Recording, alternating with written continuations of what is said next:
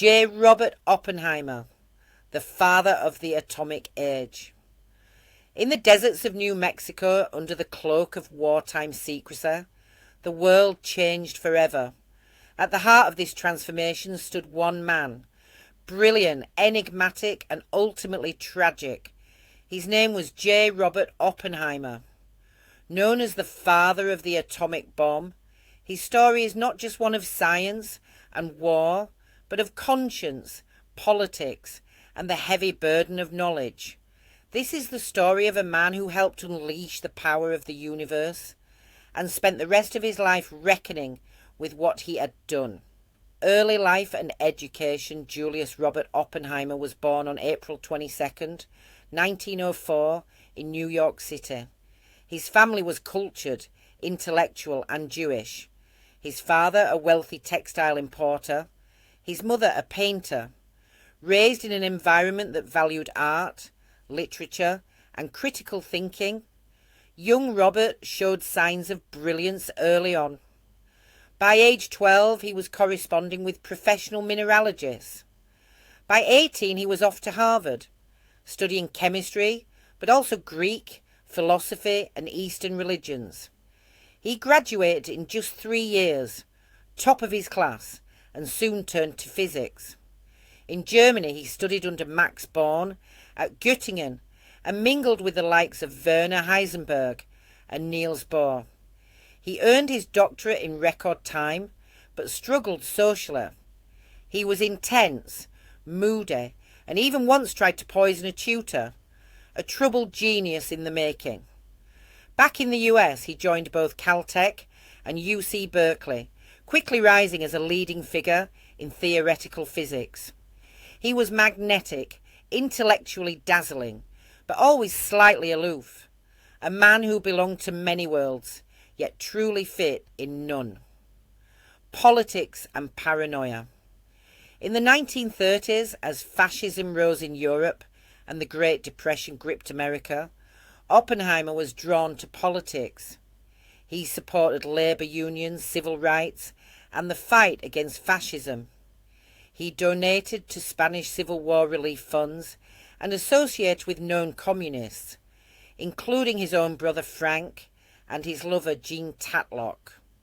Although he was never officially a member of the Communist Party, these associations would later cast a long shadow over his career, especially during the Red Scare and McCarthy era. But in the years leading up to World War II, what mattered most was that Oppenheimer was a brilliant scientist, and soon he'd be called upon for something that would eclipse everything he'd done before.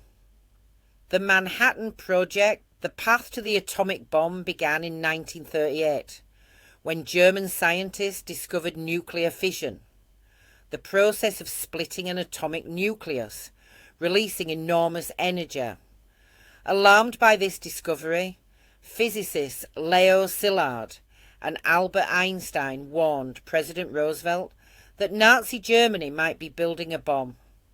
This triggered a top-secret US initiative, the Manhattan Project. In 1942, the US Army established the Manhattan Engineer District, a deliberately bland name for a project that would change the world. Massive scale, maximum secrecy. The Manhattan Project was one of the most ambitious undertakings in human history. It involved over 130,000 people, spanned 30 locations, and cost more than $2 billion, roughly $25 billion today. 3 key sites defined the project: Oak Ridge, Tennessee, focused on enriching uranium-235 using experimental methods like gaseous diffusion and electromagnetic separation. Hanford, Washington, produced plutonium-239 in massive nuclear reactors. The Hanford B reactor was the first full-scale plutonium production reactor on Earth. Los Alamos, New Mexico, the brain of the operation. Here, scientists would design, test and assemble the actual bomb. Oppenheimer takes charge. Despite doubts about his political past and lack of management experience, Oppenheimer was appointed scientific director of Los Alamos. General Leslie Groves, the Army engineer leading the project, saw Oppenheimer's charisma and intellectual command as essential. Under Oppenheimer, Los Alamos became a hub of scientific innovation and intense pressure. Working around the clock were legends of physics: Enrico Fermi, Niels Bohr, Richard Feynman, Edward Teller, and many others. Their mission: harness a force no human had ever unleashed before. Designing the bombs. 2 designs were developed: Little Boy, a uranium-based gun-type bomb, so reliable it didn't require testing before being dropped on Hiroshima. Fat Man, a more complex plutonium bomb that used implosion, a precisely timed series of explosives to compress plutonium into a supercritical state. Plutonium posed enormous challenges from purity to unpredictability, but a successful test would change everything. The Trinity Test, July 16th, 1945. In the pre-dawn hours in Alamogordo, New Mexico, the first atomic bomb was detonated. At exactly 5:29 a.m., a blinding flash lit the sky, followed by a roar that echoed across the desert. A massive mushroom cloud rose 40,000 feet into the air. The shockwave knocked observers off their feet. Oppenheimer stood in silence. Later he quoted the Bhagavad Gita: "Now I am become death, the destroyer of worlds." The test was successful. Mankind had entered the nuclear age. Hiroshima, Nagasaki, and regret. On August 6, 1945, Little Boy was dropped on Hiroshima. 3 days later, Fat Man devastated Nagasaki. Over 200,000 people died. Many instantly, others slowly from burns, radiation, and collapse. Though Oppenheimer had led the project, he had no say in how or when the bombs would be used. Still, the weight of their devastation fell on his shoulders. When he met President Truman afterward, he said, "Mr. President, I feel I have blood on my hands." Truman was reportedly irritated and later called him a crybaby scientist. Oppenheimer soon began opposing further nuclear development, especially the hydrogen bomb, far more powerful than anything used in the war. He warned of an escalating arms race, and that made him enemies. The fall from grace. By the 1950s, Cold War paranoia gripped America.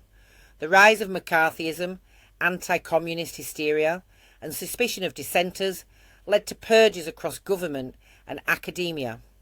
Oppenheimer, with his leftist past and outspoken nature, was an easy target. In 1954, he was brought before a humiliating security hearing. Friends were questioned. His loyalty was attacked. His relationships, his politics, even his personal life were dissected. Despite support from many in the scientific community, his clearance was revoked. He lost his government positions. A man who once held the fate of the world in his hands had been silenced. It was a political show trial, and it broke him. Final years and legacy, Oppenheimer returned to teaching and writing. He led the Institute for Advanced Study in Princeton, where he worked alongside Albert Einstein. He gave lectures on science, ethics, and human responsibility. In 1963, President Lyndon Johnson awarded him the Enrico Fermi Award, a symbolic gesture of rehabilitation. But the damage had been done. He died in 1967 from throat cancer at age 62. A lifelong chain smoker, brilliant until the end. Today, J. Robert Oppenheimer is remembered not just as the father of the atomic bomb, but as a man who dared to confront the consequences of his creation. Conclusion: J. Robert Oppenheimer was a man of contradictions. A pacifist who built the deadliest weapon ever used, a genius revered and later reviled, a patriot haunted by his role in a war that forever changed the human condition. He gave us the power to destroy ourselves, and the challenge to find the wisdom not to. In his own words, in some sort of crude sense, which no vulgarity, no humour, no overstatement can quite extinguish, the physicists have known sin, and this is a knowledge which they cannot lose. I hope you enjoyed this video. If you did, please like, share and subscribe.